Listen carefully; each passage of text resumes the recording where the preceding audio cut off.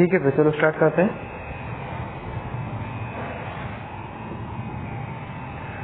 Last class में हमने पढ़ा था स्लाइड मीटर ब्रिज वायर, है ना, कैसे करते हैं, उसके ऊपर क्वेश्चंस करे थे। और ये भी हमने बताया था कि जो मीटर ब्रिज होता है वो कोई नई चीज़ नहीं है, वो बस व्हीट स्टोन ब्रिज की ही एक प्रैक्टिकल फॉर्म होती है।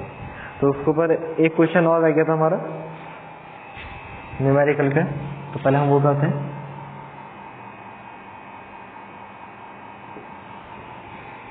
देखिए क्या कर रहे हैं। When wire of length 0.75 meter and diameter 0.75 millimeter is connected in parallel of 5 ohm, then the null deflection point is shifted by 10 centimeter. Then find out the resistivity of the wire. देखो पहले समझते हैं बात है क्या, पहले figure देखो क्या दे देना है भाई। एक ये हमारा 5 ओम का और एक ये 2 ओम का। This is of 5 ohm resistance, this is of 2 ohm resistance. और ये फिलहाल हमारे मेन वायर हो गए, और बाकी ये जो हमारा लेंथ हो गई वायर की वही वाली होगी मीटर वायर जिसको हम कहते हैं। तो जब हमने उसको जॉकी चलाई, यहाँ पर हमारे गैल्वेनोमीटर है, तो हमने माना कि भाई मान लीजिए कि इस पॉइंट से इस एंड से L लेंथ दूर हमें नल डिफ्लेक्शन पॉइंट मिला। तो यहां से यहां तक की डिस्टेंस अगर L हो गई, तो यहां से यहां तक की डिस्टेंस कितनी हो गई?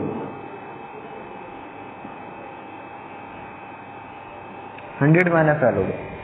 तो भाई अभी तो हमने जो उन्होंने क्वेश्चन में गिवन है वो तो अभी हम उसके ऊपर आए ही नहीं रहे। अभी तो हम पहले अब अपनी बात कर लें, क्योंकि हमें नहीं मालूम कि अभी नल डिफ्लेक्शन पॉइंट कहाँ मिलेगा। तो पहले तो हम ये निकाल लेते हैं ना कि इस केस के हिसाब से हमारा नल डिफ्लेक्शन पॉइंट क्या होगा। तो भाई जब हमारे Wheatstone bridge balance होगा तो दिस अपॉन दिस का रेशियो इक्वल होना चाहिए दिस अपॉन दिस के रेशियो के, P upon Q R upon S के बराबर होता है। तो यहाँ पे P की जगह पे क्या है 5, तो मतलब 5 अपॉन 2 इक्वल होगा L अपॉन 100 माइनस L के। क्लियर है? अब देखो आगे क्या करना है, इसकी क्रॉस मल्टीप्लाई करो, सिंपल सी बात है, L की वैल्यू निकालनी है। ये हो जाएगा 500 माइनस 5L और ये हो जाएगा 2L।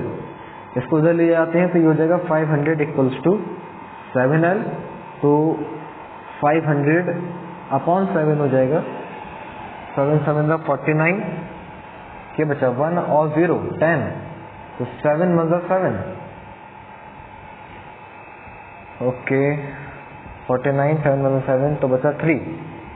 तो कितना आ रहा है, 71 पॉइंट कुछ आ रहा है, 71.4 मान लिया हमने। वैसे तो आगे जाएगा क्योंकि 37 4 28 हो जाएगा, फिर 20 बनेगा।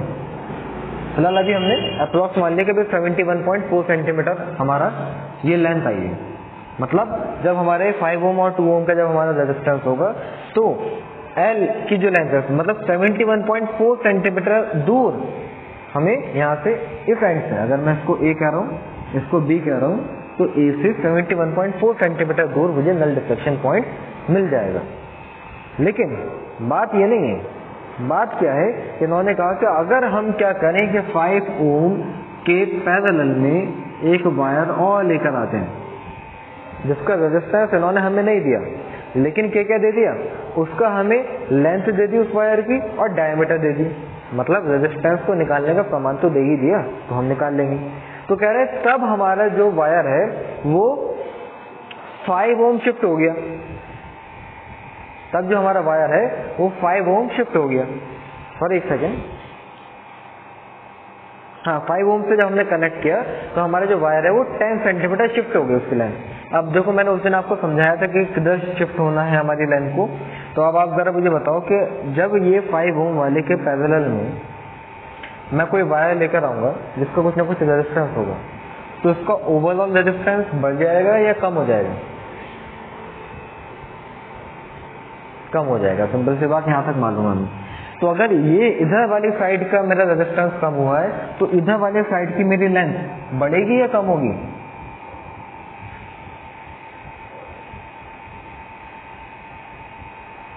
भाई सोचो जरा, बताया था ना कि ये जो रेशियो हमेशा इक्वल होना चाहिए, ये P upon Q R upon S के बराबर होना चाहिए। तो यहाँ पे अगर P की वैल्यू कम हो रही है तो यहाँ पे R की वैल्यू भी तो कम होगी, तभी तो रेशियो सेम रहेगा। भूल गए भाई, यहाँ पे P की जगह पे मान लीजिए 5 ओम वाला है, जब हमने इसके पैरेलल में कोई रेजिस्टेंस लेकर आए तो ये P की वैल्यू डिक्रीज हो गई, तो ये रेशियो बैलेंस रहेगा, इक्वल तभी तो रहेगा ना जब यहाँ पे R की वैल्यू भी डिक्रीज हो। मतलब ये जो मेरी लेंथ है ये कम होनी चाहिए। बताओ ये बात समझ में आई? ठीक है, तो अब जो मेरी लेंथ हो जाएगी, अगर मैं ऐसा करके लिखूं सेकंड केस में, तो अब जो मेरी लेंथ हो जाएगी वो हो जाएगी 71.4 माइनस 10, तो ये आएगी भाई 61.4। और ऐसे ही 100 माइनस एल की जो वैल्यू आएगी सर, तो 100 माइनस 61.4 हो जाएगा, तो वो कुछ आएगा 38.6। 38.6 आएगा वो। अब हम दोबारा से ये फॉर्मूला लगाते हैं। अब भाई ये जो मेरा P है, P का रेजिस्टेंस कितना हो गया होगा भाई? अगर मैंने माना कि उसका रेजिस्टेंस R है तो वो हो गया होगा 5R अपॉन 5 प्लस R। तो इसका मतलब क्या हुआ? अब P upon Q R upon S का मैं फॉर्मूला लगाता हूँ, तो P की जगह पे क्या आएगा 5R अपॉन 5 प्लस R। मुझे समझ में आ गया होगा कि भाई ये 5R अपॉन 5R प्लस कैसा है, क्योंकि ये पैरेलल में है ना, तो दोनों को मल्टीप्लाई करो, नीचे दोनों को ऐड कर दो, इक्विवेलेंट रेजिस्टेंस हो जाएगा इनका। अपॉन Q ये है अपना, तो Q की जगह पे तो 2 ही आएगा, इक्वल्स टू L आता था, R की जगह पे L आता था, तो L की वैल्यू इस बार 61.4 हो गई, अपॉन 100 माइनस L आता था विच इज 38.6 हो गई। तो यहाँ से आप सॉल्व करके क्या निकाल सकते हो भाई? यहाँ से आप सॉल्व करके R की वैल्यू निकाल सकते हैं। तो जब हमने यहाँ से रेजिस्टेंस भी निकाल लिया और हमें क्या क्या गिवन है, लेंथ भी गिवन है और डायमीटर भी गिवन है, तो हम क्या रेजिस्टिविटी नहीं निकाल सकते? बिल्कुल निकाल सकते हैं भाई। रेजिस्टेंस भी आ गया, रेजिस्टेंस किसके बराबर होता है? रो एल अपॉन ए के, तो यहाँ से रो क्या आ जाएगा? आर ए अपॉन एल आ जाएगा। आर की वैल्यू आपने यहाँ से निकाल ली है। Area of cross section which is pi r square, तो ये एरिया की जगह पे पाई आर स्क्वायर लिख दूंगा मैं। अब जो मुझे गिवन है वहां पर वो डायमीटर है, तो पहले उसको 2 से डिवाइड कर लेना, तो यहाँ पे पुट करना, और वो मिलीमीटर में है तो उसको सेंटीमीटर में कन्वर्ट कर देना। वैसे तो सेंटीमीटर में नहीं, मीटर में करोगे, क्योंकि आप ओम में निकाल रहे हो ना, सारी चीजें आपकी ऐसा ही सिस्टम होनी चाहिए। तो वहां पे एरिया को मीटर में कन्वर्ट करना, अपॉन लेंथ भी हम मीटर में कन्वर्ट करके लिख देंगे, तो यहाँ से हमारी रेजिस्टिविटी आ जाएगी। तो इसे एक बार मैं पूरा क्वेश्चन बता रहा हूँ, वैसे तो इजी है भाई। पहले हमारा ये नहीं था, ये 5 और 2 थे, ये लेंथ हमें नहीं मालूम थी कि कितनी है, तो हमने बैलेंसिंग लेंथ खुद निकाली। ये P upon Q R upon S के रेशियो से 5 अपॉन 2, और हमने यहाँ से यहाँ तक की डिस्टेंस L मान ली, और वो 100 माइनस L हो गई। तो सॉल्व करके हमने L निकाल लिया 71.4 सेंटीमीटर। अब दूसरे केस में क्या हुआ कि उन्होंने कहा कि जब हमने एक वायर लेकर आए जिसका रेजिस्टेंस R है और रेजिस्टिविटी होगी, कुछ लेंथ है, कुछ एरिया है, तो जब हमने उसको इसके पैरेलल में लाकर लगाया तब हमारी जो लेंथ शिफ्ट हुई वो 10 सेंटीमीटर हो गई। वो कभी नहीं कहेंगे कि लेफ्ट में शिफ्ट हुई या राइट में शिफ्ट हुई, ये आपको खुद पता लगाना पड़ेगा कि कहाँ शिफ्ट होनी है भाई। अगर ये वाला रेजिस्टेंस कम हो रहा है क्योंकि पैरेलल में लगा तो ये रेजिस्टेंस कम हुआ, तो ये लेंथ कम होनी है। अगर इधर साइड में अगर आपने लगाया है तो ये रेजिस्टेंस कम होगा, तो ये वाली लेंथ कम होगी फिलहाल। तो ये 71.4 आया था, हमने 10 माइनस करा तो 61.4 हुआ, तो उधर वाला हिस्सा हमारा 38.6 बचा।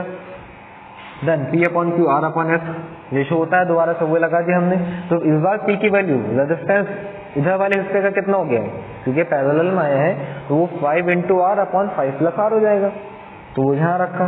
अपॉन Q की जगह पे 2 आया, ये आया, ये आया, यहाँ पे R निकाला, तो रेजिस्टिविटी आप ये वाले फॉर्मूले से निकाल लेंगे। बताइए जल्दी से, सबको क्लियर हुआ? फिर हम आगे आते हैं।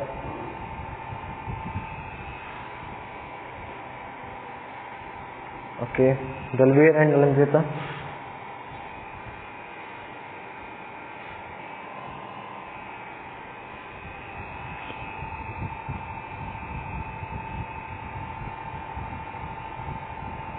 चलो अब थोड़ा सा कुछ हम, ये तो हो गए हमारे न्यूमेरिकल, अब थोड़े से हम कुछ इंपॉर्टेंट पॉइंट्स पर आते हैं, मतलब गिव रीजन टाइप के क्वेश्चंस हैं, तो वो और कर लेते हैं। फिर आज ही हम एक बहुत ही ज़्यादा इंपॉर्टेंट टॉपिक शुरू करने वाले हैं, विच इज पोटेंशियोमीटर, जिसका 5 मार्क्स का क्वेश्चन आता ही आता है बोर्ड के अंदर। वैसे तो आप लोगों का सीबीएसई का पैटर्न भी चेंज हो गया है कि फर्स्ट टर्म सेकंड टर्म के एग्जाम होने हैं, और जिसका रिड्यूस्ड सिलेबस भी आ चुका है। तो जैसे ही मुझे टाइम मिलेगा मैं आप सब लोगों को ग्रुप में सेंड कर दूंगा और क्लियर भी कर दूंगा कि कैसे एग्जाम होने हैं, किस टाइप से हमें पढ़ना है। फिलहाल अभी जैसे हम चल रहे हैं आज वैसे पढ़ेंगे। मैं रात को बैठ कर आराम से देखता हूँ कि क्या करना है उसमें।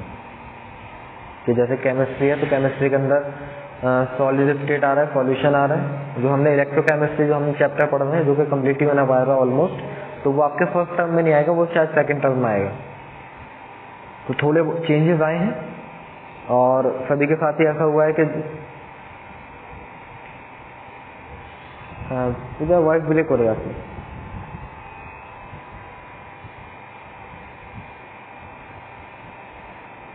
सिलेबस आ गया क्या आपके पास?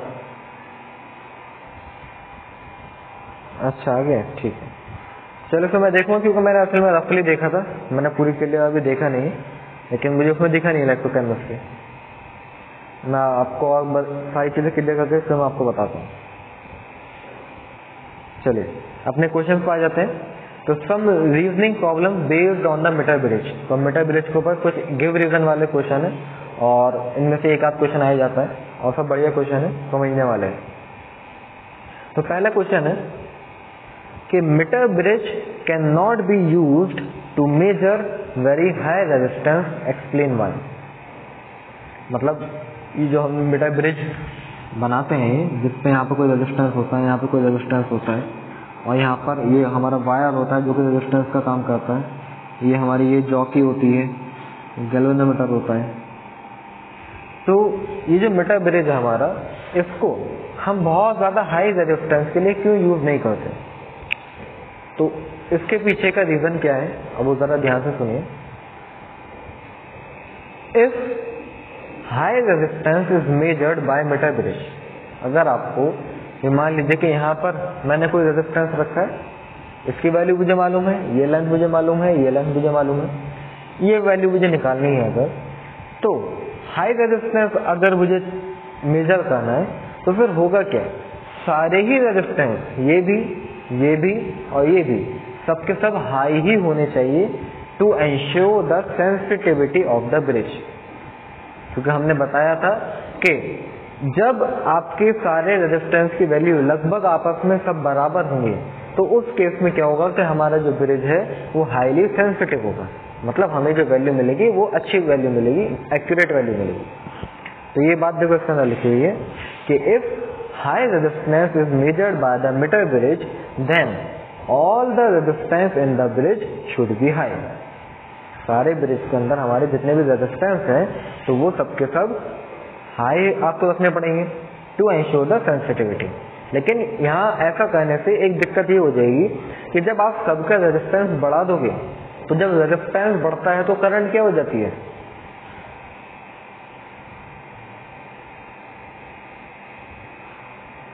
ठीक है, जब रेजिस्टेंस बढ़ाया तो करंट कम हो गई।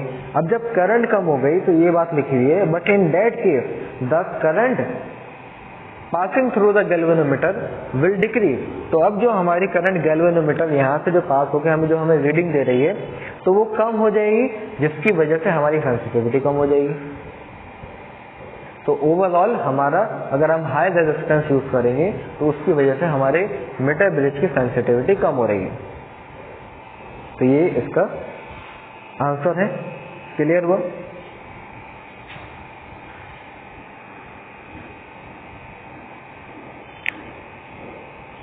देखो एक बार फिर बताते हैं कि भाई अगर मान लीजिए ये P होता है, ये Q होता है, ये R है, ये S है। अगर मुझे इस Q की वैल्यू फाइंड आउट करनी है, मैंने यहाँ पे मीटर ब्रिज में ये जो Q रेजिस्टेंस लगाया ये बहुत ज़्यादा है, मतलब मान लीजिए कि 1000 ओम का है। तो अगर ये 1000 ओम का है, तो अगर मैं चाहता हूँ कि ये जो मेरा मीटर ब्रिज है वो हाईली सेंसिटिव हो, तो हमने आपको ये पढ़ाया था कि सारे ही रेजिस्टेंस एक इक्वल या फिर अप्रोक्सीमेटली इक्वल होने चाहिए। मतलब अगर ये 1000 ओम का, अब हमें तो फिलहाल नहीं मालूम कि 1000 का, ये तो हम मेजर करना है, लेकिन इतना तो मालूम है कि बहुत ज्यादा है। तो अगर ये 1000 के आसपास का है तो ये वाला रेजिस्टेंस भी 1000 के आसपास का होना चाहिए, ये भी 1000 के आसपास का होना चाहिए, ये भी 1000 के आसपास का होना चाहिए, ताकि हमें मतलब ताकि हमारा जो ब्रिज है वो हाईली सेंसिटिव रहे। तो जब ब्रिज हमारा हाईली सेंसिटिव अगर आपको चाहिए तो एक की वजह से सबका रेजिस्टेंस आपको बढ़ाना पड़ा। तो उसकी वजह से क्या होगा, जब आपका रेजिस्टेंस बढ़ जाता है तो रेजिस्टेंस I = V/R होता है। तो यहाँ से बात निकल कर आ रही है कि करंट जो है इनवर्सली प्रोपोर्शनल है रेजिस्टेंस के। तो रेजिस्टेंस अगर बढ़ गया तो करंट कम होगी। अब जब करंट कम हो गई तो गैल्वेनोमीटर क्या रीड करता है, करंट कोई भी तो रीड करता है। और जब करंट की वैल्यू ही कम हो गई तो फिर वो सही से रीडिंग दे कहाँ पाएगा। भाई मान लीजिए कि भाई रीडिंग ज्यादा देनी थी, लेकिन जब इससे करंट ही कम पास हो रही है तो वो रीडिंग कम देगा, जो कि गलत आएगी। तो जिसकी वजह से हमें जो आंसर मिल पाएगा इसका, क्योंकि जो वैल्यू हम निकाल पाएंगे वो एक्यूरेट नहीं आएगी। अब क्लियर है? देखो फिर एक बार पढ़ देता हूँ कि if the resistance is high then all the resistance in the bridge should be high to ensure a sensitivity को बनाए रखने के लिए सारे ही रेजिस्टेंस ज्यादा करने पड़ेंगे अगर एक ज्यादा है तो लेकिन उस केस में क्या होगा कि जो करंट हमारी गैल्वेनोमीटर से पास हो रही है वो कम हो जाएगी, जिसकी वजह से हमारी गैल्वेनोमीटर की जो सेंसिटिविटी है वो कम हो जाएगी। तो जिसकी वजह से हमारी ओवरऑल ब्रिज की सेंसिटिविटी कम हो जाएगी। तो वो गैल्वेनोमीटर की सेंसिटिविटी, जितना ज्यादा करंट पास होगा गैल्वेनोमीटर से, गैल्वेनोमीटर आपका उतना ज्यादा सेंसिटिव होता है। तो जब इससे करंट कम पास हो रही है तो गैल्वेनोमीटर की सेंसिटिविटी कम हो गई, जिसकी वजह से हमें आंसर सही नहीं मिल पाएगा। चलिए नेक्स्ट क्वेश्चन पे आते हैं। कह रहे हैं डिस्कस द एंड एरर।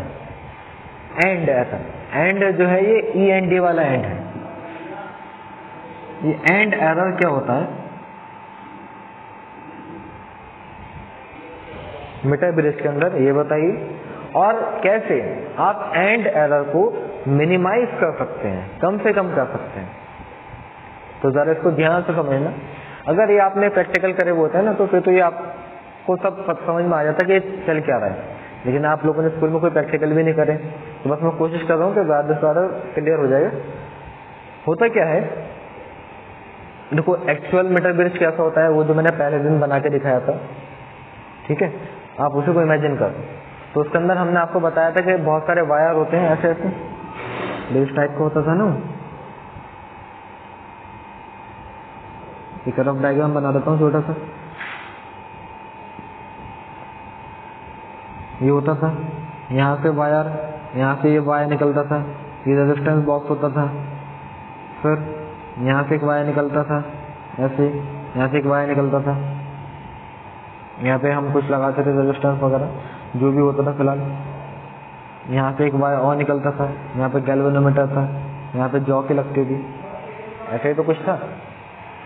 तो यहाँ पे जितने भी वायर्स वगैरह का जो यूज करा जा रहा है, तो होता क्या है समझिए जरा, कि the copper strips used in the bridge and connecting wires certainly have some resistance.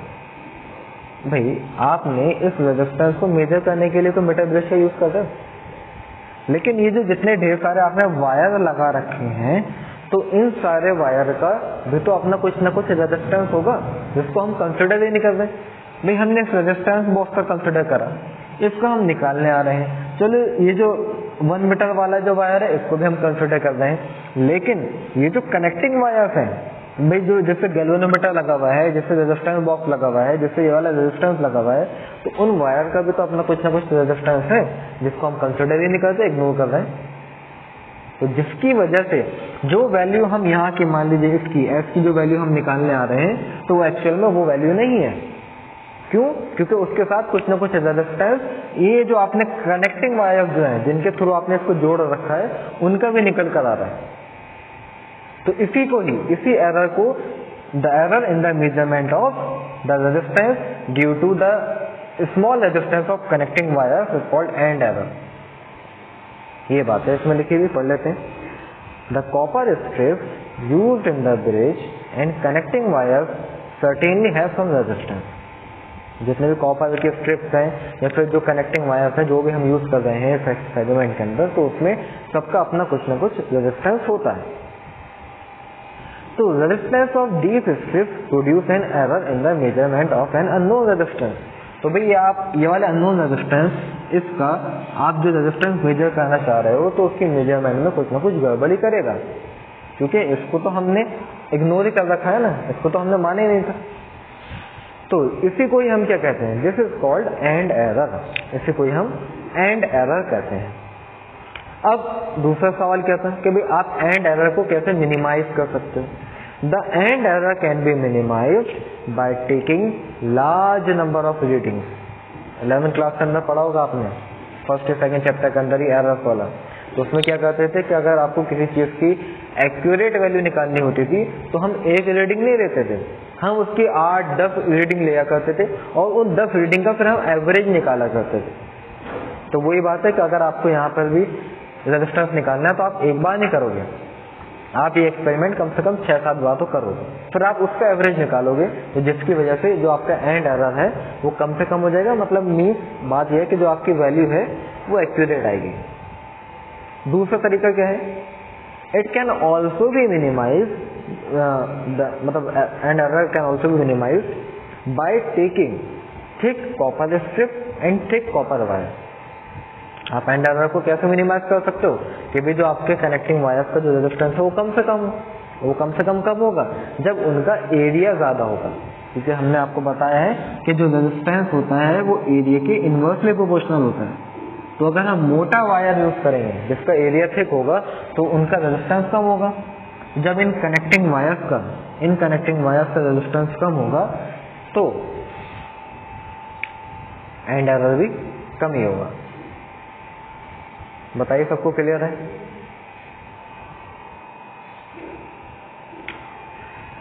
Okay, बाकी बच्चों को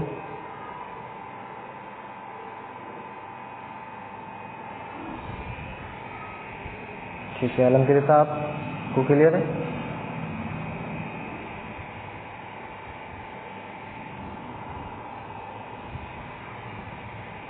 चलिए आगे आते हैं।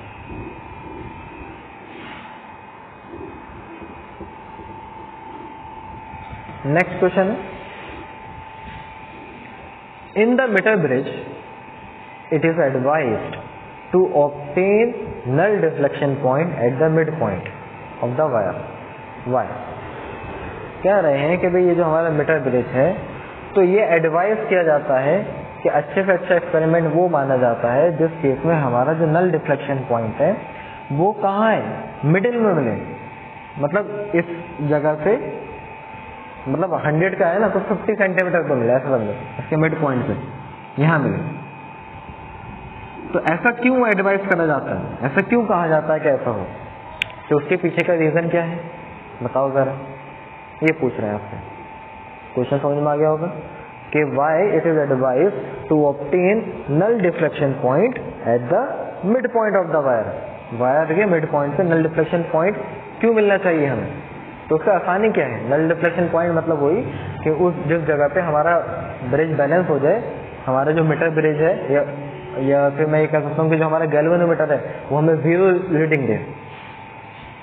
तो देखो समझो तरह से, अगर ऐसा होगा कि भाई हमें जो ये नल डिफ्लेक्शन पॉइंट है ये मिड पॉइंट में मिलेगा, मतलब इस जगह पर मिलेगा, तो उसका फायदा ये है, by doing so the effect of end resistance will be cancelled out and R will be equal to S.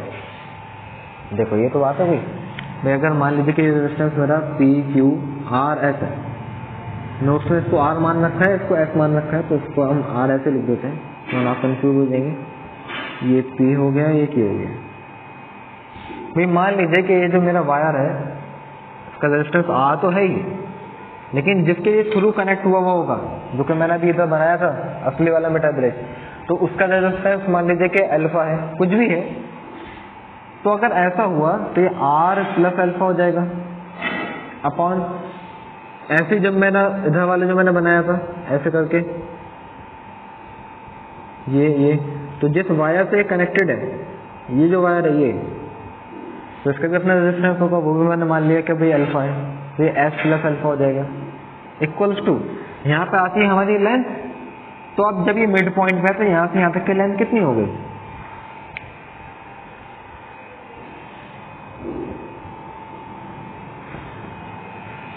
हाँ जी 50 हो गई, और ऐसी यहाँ से यहाँ तक की लेंथ भी 50 हो गई। तो जब ऐसा होगा तो ये 50 से 50 कट हो गया, तो R plus alpha equals to हो जाएगा S प्लस अल्फा के, भाई ये इधर चला जाएगा, तो अल्फा से अल्फा कैंसिल आउट हो जाएगा, तो R S के बराबर आएगा। तो इसलिए एडवाइस करा जाता है कि हमारा जो नल डिफ्लेक्शन है वो मिड पॉइंट पर मिले, क्योंकि जब ऐसा होगा तो जो एंड रेजिस्टेंस जो है, मतलब जो एंड आ रहा है बाकी के कनेक्टिंग वायर्स के रेजिस्टेंस की वजह से, तो वो खुद ही कैंसिल आउट हो जाएंगे, वो हमारे आएंगे ही नहीं हमारी वैल्यू के अंदर या फिर मेजरमेंट के अंदर, वो देखो खुद ही कट रहे हैं, तो जिसकी वजह से हमारी वैल्यू के आने के चांसेस एक्यूरेट होते हैं।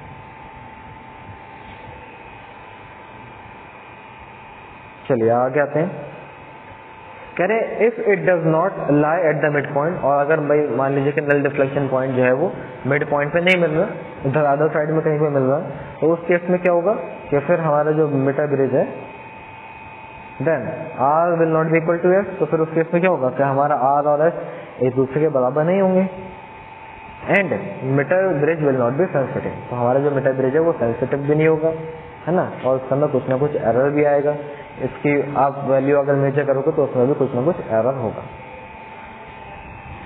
चलिए एक क्वेश्चन और है,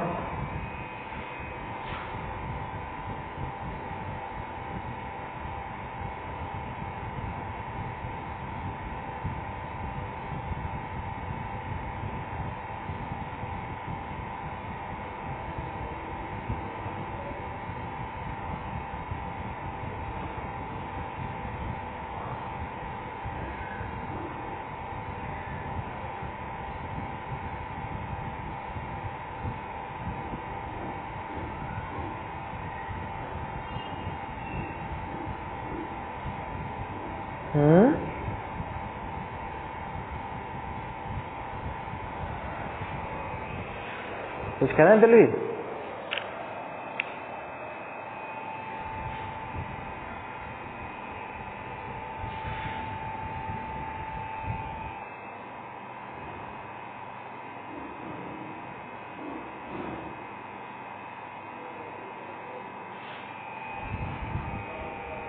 आपकी वॉइस क्लियर नहीं आ रही दिलवीर।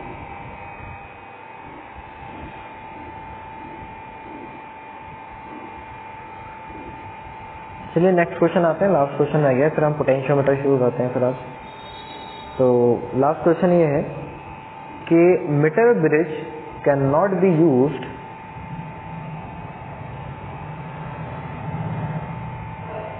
दिलवीर ज्वाइन अगेन, आपके साइड से कुछ प्रॉब्लम हो रही होगी, ये पूजा ब्रेक हो रही है मेरी voice.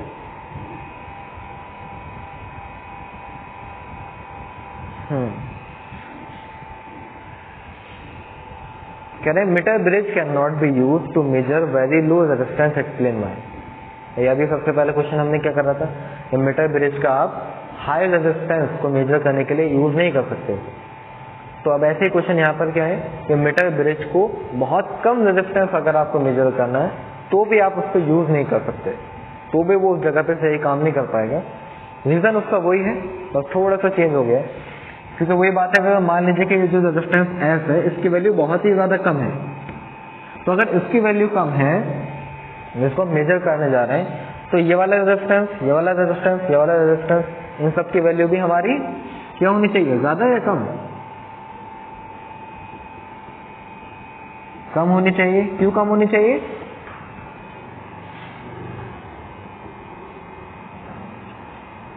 To ensure the sensitivity, ताकि हमारी सेंसिटिविटी मीटर ब्रिज की बनी रहे। हमेशा याद रखो सबकी वैल्यू बराबर होती है तो हमारा ब्रिज ज्यादा सेंसिटिव होता है। तो भाई अगर इसकी वैल्यू कम हो गई तो इन सब की वैल्यू भी कम ही होनी चाहिए। अब जब अगर सारे रेजिस्टेंस की वैल्यू आप कम ही लोगे तो फिर जब आप मेजरमेंट करोगे तो उस केस में भाई चलो बहुत बड़ी वैल्यू होती थी या फिर ठीक ठाक मिडिल वैल्यू होती थी तो उसमें तो हम चलो एंड एरर को इग्नोर कर दिया करते थे, नेग्लेक्ट कर दिया करते थे। लेकिन यहाँ पे जब अपना उसका खुद के रेजिस्टेंस कम है तो भाई आप यहाँ पर एंड एरर को नेग्लेक्ट नहीं कर पाओगे क्योंकि वो भी कम ही होता है लेकिन आपकी वैल्यू भी तो कम है। तो भाई कम चीज के सामने कम चीज को आप नेग्लेक्ट नहीं कर सकते, ज्यादा चीज के सामने आप कम चीज को नेग्लेक्ट कर सकते हो। तो वही बात है यहाँ पर कि अगर if low resistance is measured by the meter bridge then all the resistance in the bridge should be very very small, सारे छोटे होने चाहिए to ensure the sensitivity। लेकिन फिर इस केस में क्या होगा कि we cannot neglect the end error या फिर end resistance, तो हम end resistance को neglect नहीं कर पाएंगे फिर इस जगह पर। बताइए क्लियर है?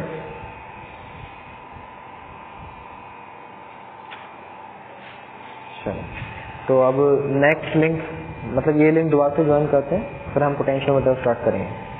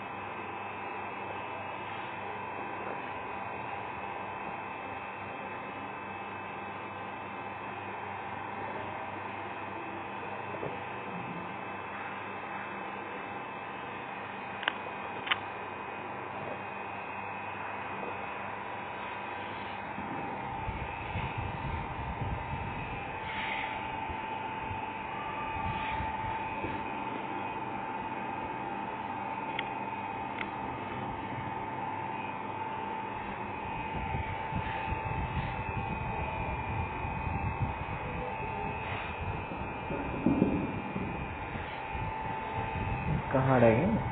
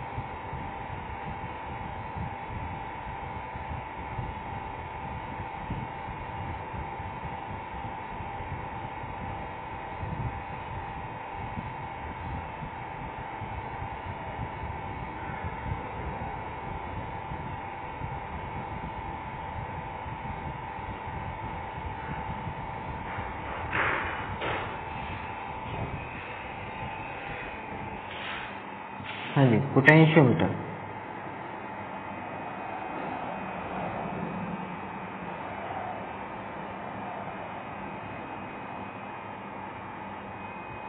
तो पोटेंशियोमीटर का पहले डायग्राम क्या होता है ना, किस टाइप से इसमें अरेंजमेंट होता है पहले ये समझ लेते हैं।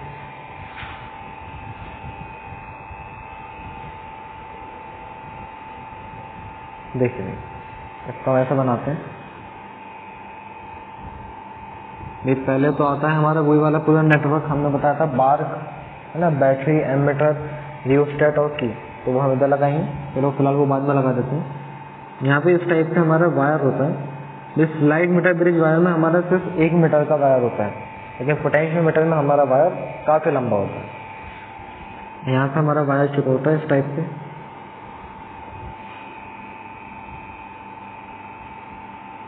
ये हमारे वुडन ब्लॉक होते हैं। तो ऐसे वायर एक हमारे यहाँ से ऐसे जा रहा होगा,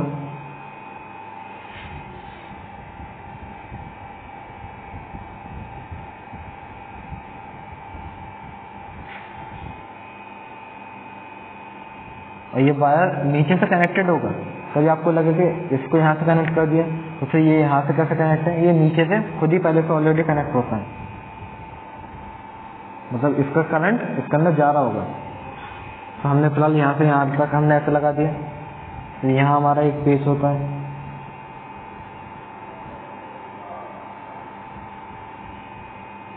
ये लिया, यहाँ से हमने इसको ऐसे कनेक्ट कर दिया, और ये कहानी चलती रहती है, जितना लंबा करना चाहो आप कर सकते हो। फिलहाल हम इसको यहीं पे एंड करते हैं।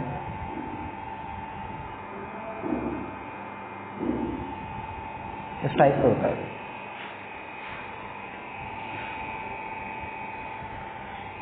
इस पॉइंट को अगर मैं P करता हूँ, इसको हम Q कहते हैं, तो अब यहाँ P पॉइंट से ही हमारा पूरा वो सिस्टम होगा बार्क वाला। पहले बैटरी आएगी, this is positive, this is negative, फिर एमीटर आएगा, फिर रियोस्टेट आता है RH,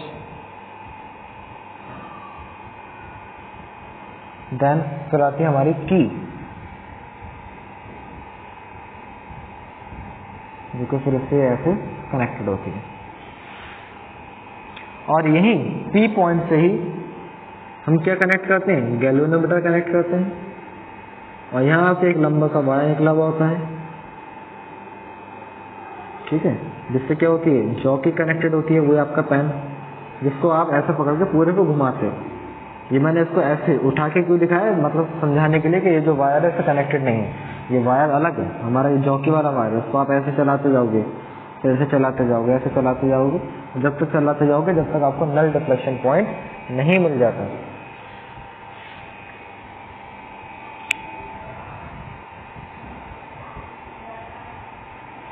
चलिए अब आगे आते हैं।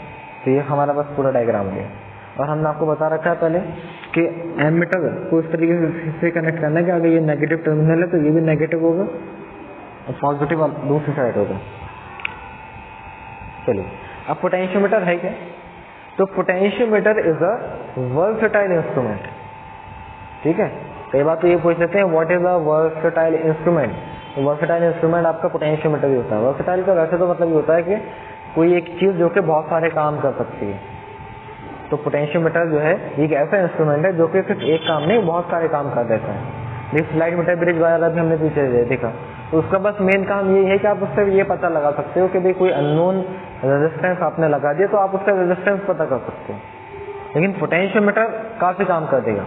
पहला क्या काम करता है, it is used to find out, सबसे पहले to compare the EMF of two cell.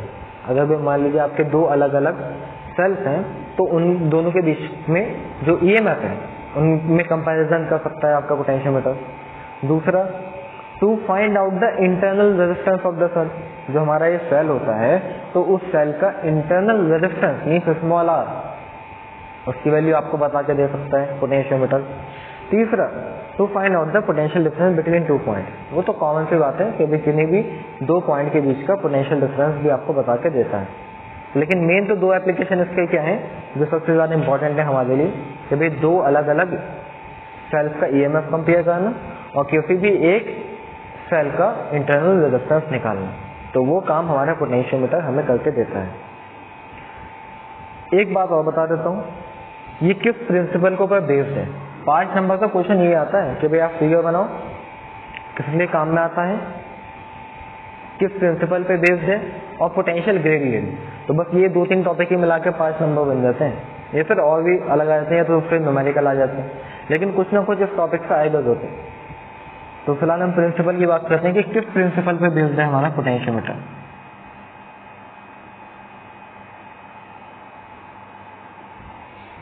तो देखिए, according to the principle of potentiometer, fall in potential across any length of the potentiometer wire is directly proportional to the length of that portion of wire provided the current flowing the wire is, if the current flowing through the wire is constant। नहीं आई होगी ऐसे समझ में, मैं बता देता हूँ कि जैसे जैसे आप जॉकी को इस वायर पे चलाते जाएंगे तो वैसे वैसे हमारी पोटेंशियल डिफरेंस जो है वो, या फिर पोटेंशियल जो है वो कम होता जाएगा।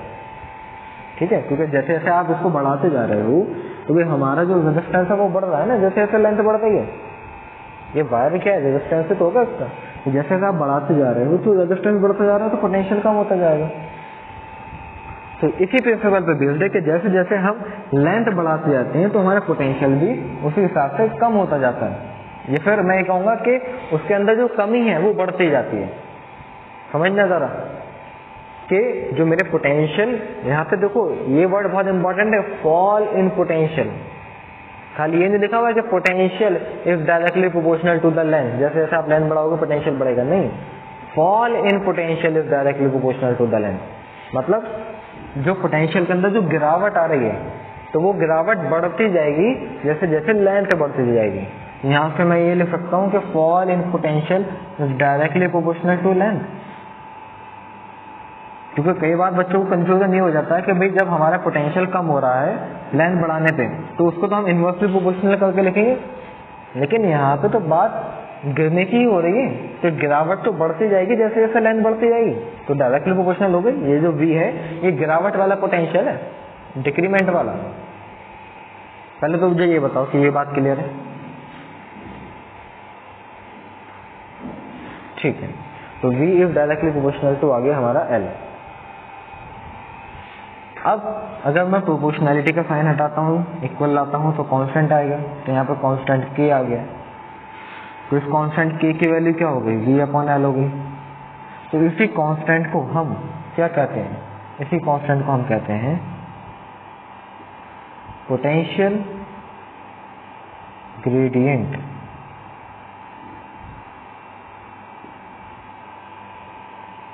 पोटेंशियल ग्रेडियंट कहते हैं। अब पोटेंशियल ग्रेडियंट की डेफिनेशन क्या होती है ये और देख लेते हैं आज। पोटेंशियल डिफरेंस,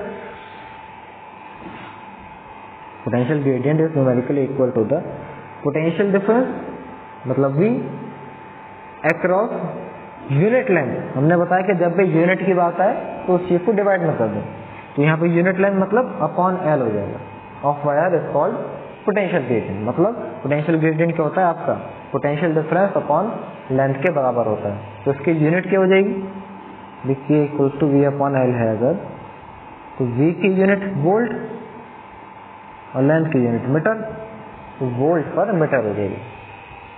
और यहाँ से देखो क्या बात निकल कर आ रही है, यहाँ से ये बात बिल्कुल निकल कर आ रही है कि मेरा जो पोटेंशियल ग्रेडियंट है वो लेंथ के इनवर्सली प्रोपोर्शनल है। मतलब जितनी ज्यादा लेंथ होगी मेरी वायर की, पोटेंशियल ग्रेडियंट उतना ही कम होगा। चलिए अब आगे आते हैं। अब अगर हम इसका ग्राफ बनाएं तो देखो ग्राफ कैसा होगा।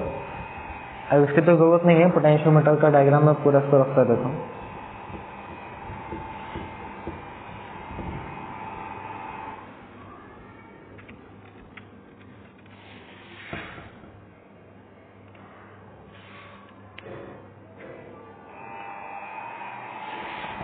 अगर हम ग्राफ बनाएं, अगर V को लेते हैं हम, देखो V और L के बीच का ग्राफ बनाते हैं तो y/x होता है ना, तो y पे हमने क्या ले लिया, V, और x एक्सिस पे ले लिया हमने L। तो V एंड L, तो इस केस में हमने देखा कि भाई V और L डायरेक्टली प्रोपोर्शनल है, जैसे जैसे V बढ़ाओगे वैसे वैसे L की वैल्यू बढ़ेगी, लाइन जो है ऐसे स्ट्रेट आएगी, ठीक है। और स्लोप का फॉर्मूला क्या होता है, जिसको हम m से भी रिप्रेजेंट करते हैं, तो वो होता है y/x, मतलब V/L। स्लोप को मैं tan थीटा भी लिखता हूँ, तो tan थीटा क्या हो जाएगा, V/L की वैल्यू क्या होती है, k। तो यहाँ से क्या निकल कर आएगी बात, तो जो थीटा है वो k के डायरेक्टली प्रोपोर्शनल है। मतलब slope of graph between potential difference and length is equals to the potential gradient। तो यहाँ से ये बात भी क्लियर हो गई हमें।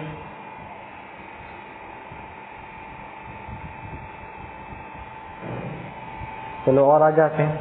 और भाई हमने ये भी देखा कि V इक्वल्स टू IR होता है, तो K की वैल्यू क्या हो जाएगी, K की वैल्यू V की जगह पे IR/L हो जाएगी। और R/L की वैल्यू क्या होती है भाई, R equals to row L/A होता है। अगर मैं L नीचे ले आऊँ तो क्या हो जाएगा ये R upon L equals to rho upon A. तो यहाँ पर मैं R अपॉन एल की जगह पे रो अपॉन ए भी लिख सकता हूँ। देखो कितने डिफाई फॉर्मूला बना दिया हमने।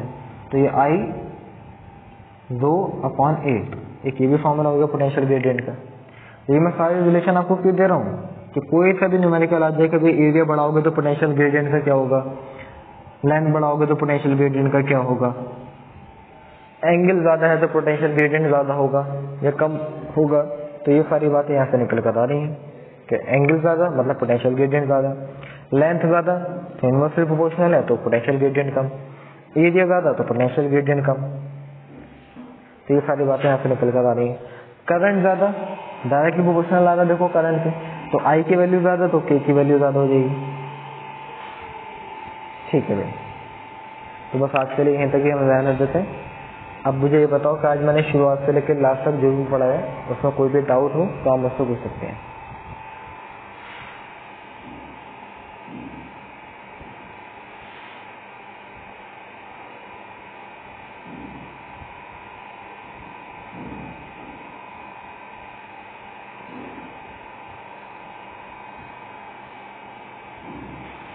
वो वुडन के बॉक्स होते हैं असल में, मतलब लकड़ी, जैसे घर के अंदर जो चौखट होती है ना, तो चौखट के ऊपर जो एक ऐसी लकड़ी का जो लगाया जाता है ब्लॉक, तो उस टाइप का होता है वो। तो उसके ऊपर क्या लगे होते हैं, पेच लगे होते हैं। तो उन पेच के ऊपर क्या चढ़ाया जाता है, एक वायर चढ़ाया जाता है जिसके ऊपर फिर हम जॉकी चलाते हैं अपने।